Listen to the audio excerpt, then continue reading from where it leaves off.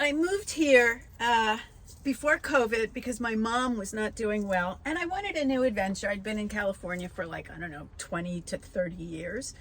And I wanted a new adventure. Life is a series of adventures. If you don't put them in your path, you won't have them. So I sold everything I owned in yard sales, got one of those pod type things, moved my treasures home, and the plan was to do all these shows, traveling the country, people matching pet fashion shows for dog rescue. But then I designed all the clothes, and then COVID hit, and then I bought this van. You get to test your courage just in the simple little things. It's a very sort of spiritual thing when you see this beauty and you see it survives. It's just an incredible thing to look up and see a sky full of stars splattered, to go on a lake and hear that rippling sound of the water, to go on a hike and be so tired that you don't know if you're going to make it back.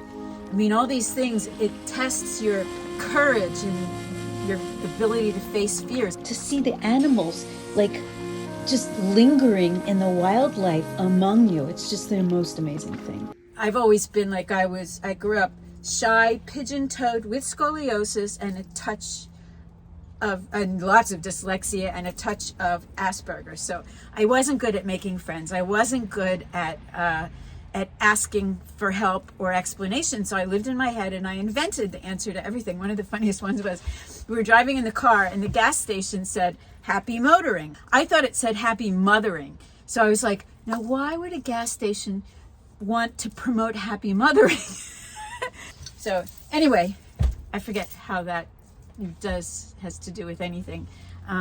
But like fear, like I'm very comfortable to not go outside of my little aesthetic universe that I've created for myself. But when you do those things, when you conquer the little things that you've spent your life being comfortable to avoid, it empowers you. That's really the biggest pro of how it builds you as a person, and expands your world. Like my great grandfather was a Norwegian guy. He was born an orphan in an orphanage. They escaped at a young age, he and his pal, and ended up being chimney sweeps in London, where they wore white outfits and just went down the chimney with like a big broomy kind of thing. Then he escaped that and ended up being a cook on a ship, and there was a shipwreck and he had a dream the night before that it was going to go down. So he and his buddy tied themselves to the tiller or something. They were the sole survivors. Then he got shanghaied to some place, and just this adventure. And in that era of time, the whole thing was when you hit like a certain age, young adulthood, you went and had youthful adventure. And so I'm having my youthful adventure really old in life. But I think youthful adventure is essential because then you stop staring into your phone. You stop feeling lonely. You stop feeling lazy. Like, what is loneliness? Loneliness is something that happens within you. It has nothing to do with how many people are around you. It's like you're not in touch with your own integrity. You haven't challenged yourself. You're bored. So anyway, the cons are all in that. I mean, the pros are all in that sort of area of philosophical enlightenment. The cons are more in daily existence. Now, the cons are actually a pretty big list.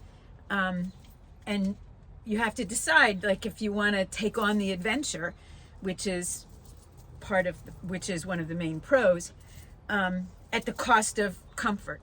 But they say comfort is the enemy of achievement, so don't get too comfortable.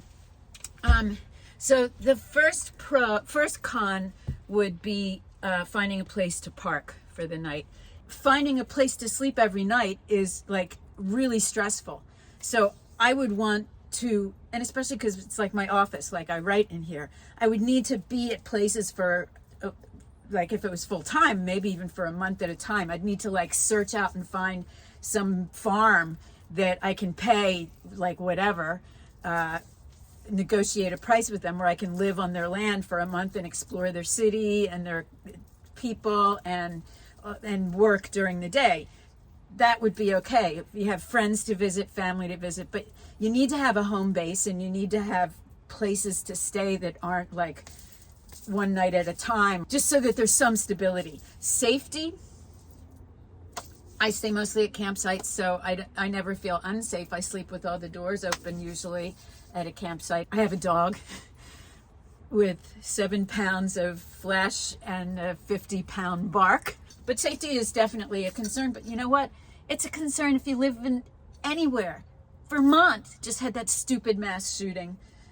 I mean, it's just, safety is something that you just are smart and do your best to prevent against bad stuff.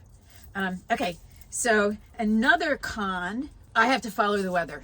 I can't stand to be in this with the doors closed for too much time. And as a writer, I'm working in my van. It's not like I'm off hiking during the day and I come in and I don't care if the doors are closed up. I like having it all open. So I follow the weather. When it's hot, I go north. This summer in August, up in Maine and upstate New York, Niagara Falls, and I had the heater on. In the daytime, I was like wearing sweatshirts and blankets because it was 50 degrees. Like this winter, I'm going to go to Florida. Another con. I have to think up another con. Oh, tiny living. If you're not used to tiny living, it's an adjustment. It's a big adjustment. In my Los Angeles apartment, I ended up getting this 300 square foot apartment in like a luxury building where it had like the pool and the gym, and they baked cookies every morning in the lobby, and there was a grand piano. When it's empty, 300 square feet looks like a large garage. Not even a large garage. And I didn't even know if my furniture would fit, but I ended up staying there for like 9 years. It was such a cool place. And it was tiny living, so that before you bought anything, you had to decide what you were going to throw out to make room for it. And I'd had the yard sale, I'd had to come home, like when my dad was sick, I came home for 3 years. And the yard sale I had for that, every Sunday, it was on my driveway. I was in Studio City at the time. And all these wonderful treasures that I'd spent my life collecting, just beautiful bowls and bookends and just really wonderful, beautiful things that I treasured. And, you know, it'd be on sale for $10, $5. And they'd go, can I have it for $8? Can I have it for $2? It's like they're taking your prices down of your treasures when they're already at bargain basement prices. So every time I would go in the store after that, if I'd like see something I like and go, oh, that's so nice. What's its yard sale value? So I really stopped buying stuff, and I've hardly bought anything except stuff for the van since I moved home and got the van. And fabric, tons of fabric for designing. So tiny living is getting used to. It's about efficiency of space, efficiency of movement. For me, having all this food right here, if I need sugar, I can grab it. If I need a knife or a fork or a spoon, I can grab it. I'm cooking right here. I'm cooking right here. It's all like easy to do. Another con is the internet.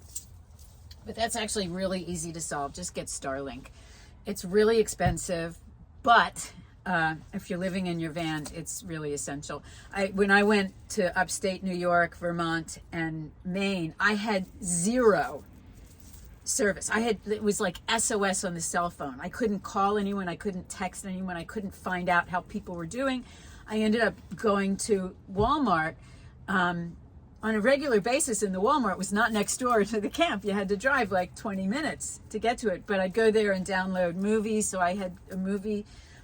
One of the worst parts was I didn't even have like the Weather Channel or a radio that had weather access. So it had been a very, very rainy time, and you have to organize things around the rain. Like it predicted rain. I went to the front desk and said, do you know, is it like chance of rain, moderate rain, rain in the morning, then clear day? She didn't know. She said, I'm just required to post the weather, and it said rain. So I ended up leaving early, and I had to pack everything up and put it back in the van, like the gazebo and the bike and the kayak. And it was all wet and muddy from previous days of rain. So it got kind of gross. Everybody's different. For me, it was really important to have a shower. I don't like the idea of having to go into a gym on a daily basis or a weekly basis, which would be kind of gross. And I think if you're going to live in it full time, having all that convenience right there just makes it so much better. The next con is loneliness. The World Health Organization is actually reporting that loneliness is like a problem of illness and health. It's not because you aren't around people, it's because you aren't challenging yourself to experience people or to experience something. So loneliness, like, to me, it doesn't happen because you're constantly in a state of adventure to a certain degree, and you don't have the mental space for loneliness. I watched a TV show one time. It was like a reality show where this family one summer was put on like primitive lands where they had to live like they would have in the 18th century. And they took all these kids from like Malibu, families from Malibu. And the kids were like bratty and just hated the whole thing. But by the end of the trip, they liked their time in that simple world better than their LA life. So I really think that returning to the simplicity of existence instead of relying on the conveniences that have been built into our lives, I think those conveniences are really destroying us. So I think I've named everything that I consider to be a plus or a con or a pro. And the pro list is shorter than the con list, but I think the things on the pro list are so valuable that the cons are worth getting adjusted to, because that's really all it is. Anyway, that's it for now. Bye.